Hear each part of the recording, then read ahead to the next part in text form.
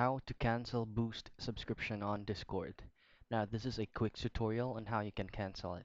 First things first is pull up your Discord application and make sure you have logged into your account. Now, you go ahead to settings, clicking this gear icon right here.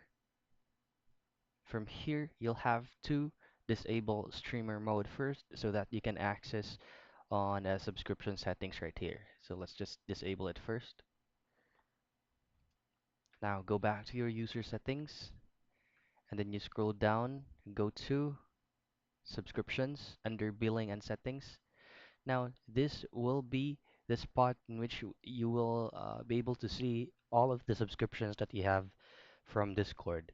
So if you have a booster from Discord, you'll just have to click on that, and then the only option that you can do is cancel and renew. So just simply cancel it, and that's automatically how you do it. So that's how you cancel boosted on Discord.